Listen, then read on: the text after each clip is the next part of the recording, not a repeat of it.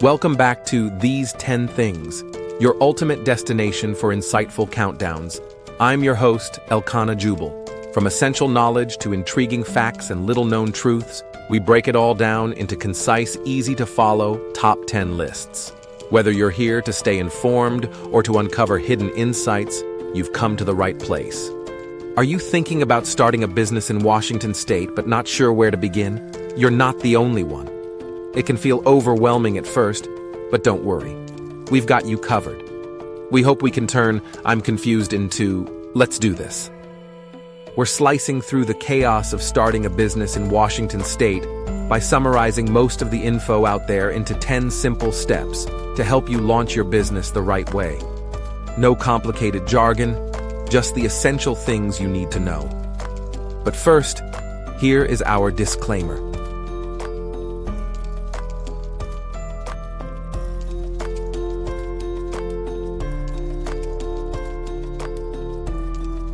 In today's episode, we're breaking down the 10 essential steps you need to follow to get your business up and running without you crying into your coffee.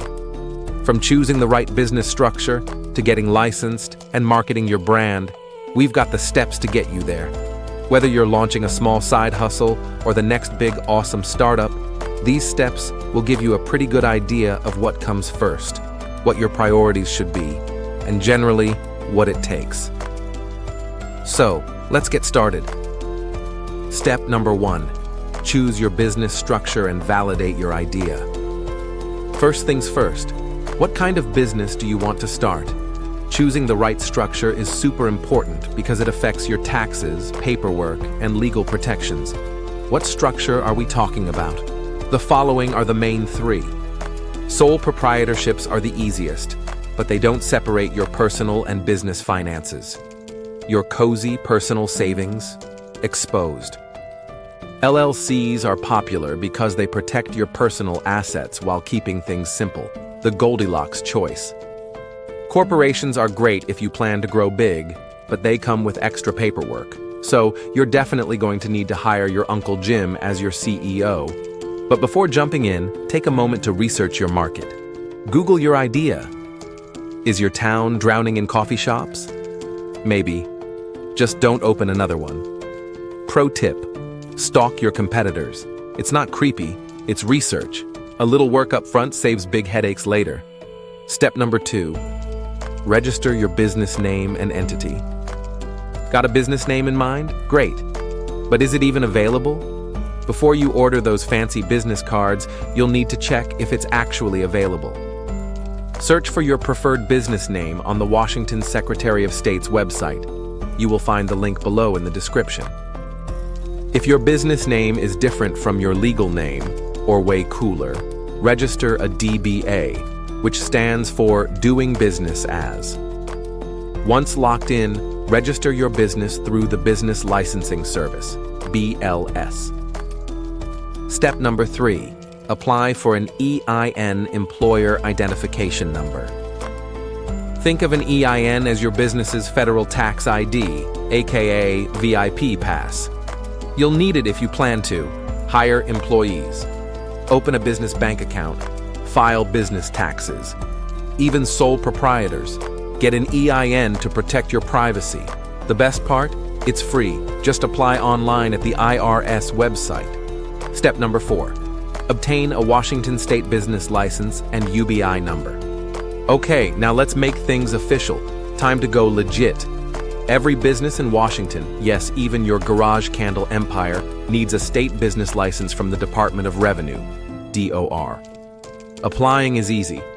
Head to dor.wa.gov, fill out the application, pay the fee. You'll get a UBI, which stands for Unified Business Identifier, a 9 to 12-digit ID. Consider this to be your business lifelong friend for taxes, permits, and state paperwork. Processing takes at least approximately 10 days, give or take. Hey, set a reminder. That being said, check the website for updates on processing times. Oh, and some cities, like Seattle, Spokane, and Tacoma, may require an additional local business license. Let's just say they're extra, so check your city's website too.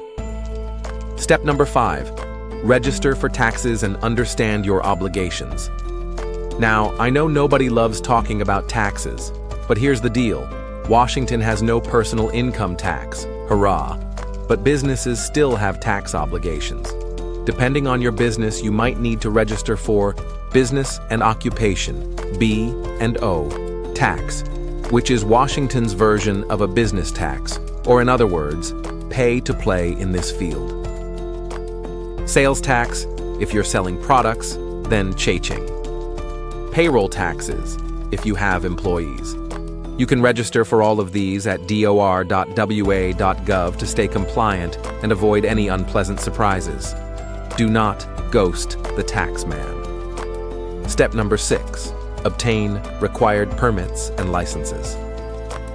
Some businesses need extra permits or certifications. Let's put it this way. Some businesses need hall passes. For example, restaurants, they require food handling permits. Contractors, these must register with the Department of Labor and Industries.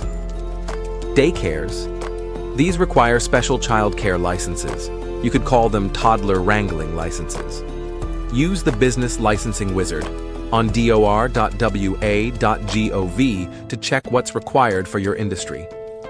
Step number 7, research zoning and compliance regulations. Before signing that lease or setting up shop, check your city's zoning laws. You can't turn your backyard into a wrestling school just like that. Plus, you might move out your neighbors. So if it's a home-based business, you might need extra permits. And no, your HOA doesn't count. Do note that not all locations allow certain types of businesses. Retail and food businesses must follow health department regulations. So bear in mind all these factors. A quick visit to your local zoning office can save you major headaches down the road. But please be charming. Bring some cookies. Step number 8, secure business insurance. Don't skip this. Business insurance can protect you from lawsuits, accidents, and unexpected disasters. Accidents happen. Lawsuits happen. Don't cry into your LLC paperwork when yogurt hits the fan. If you have employees, Washington requires workers' compensation insurance. No exceptions. This is mandatory if you hire folks. No sneaking out of this. But even if you're solo, you should consider these. General liability insurance, which covers for accidents or damages. So, yes, this is necessary for, oops, I burned down the store moments. Professional liability insurance, if your business offers advice services. So sure, you need this when your genius advice backfires. Commercial property insurance, which protects your business space. A few bucks a month for insurance can save you thousands later. Let's put it this way, a few bucks now, greater than bankruptcy later. The math checks out. Step number 9, set up financial systems. Let's talk money. Keeping your business and personal finances separate is key. So consider these. Open a business bank account. This makes taxes and bookkeeping way easier. Just do it. Use accounting software like QuickBooks or FreshBooks to track income, expenses, and tax filings. If taxes stress you out, or if you are like most folks, and TurboTax gives you a migraine, then consider hiring an accountant to keep things running smoothly. Step number 10, market, launch, and plan for growth. You're here. Consider this the final step, or well, the beginning of your business startup. You've done all the hard work. Now it's time to get customers. Time to shout your business from the rooftops. So find your voice.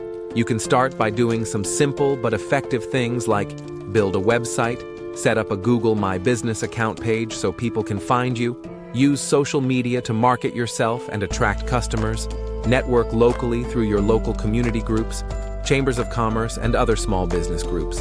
And if you need support, check out the Washington Small Business Development Center, SBDC, for free business coaching and resources. And there you have it.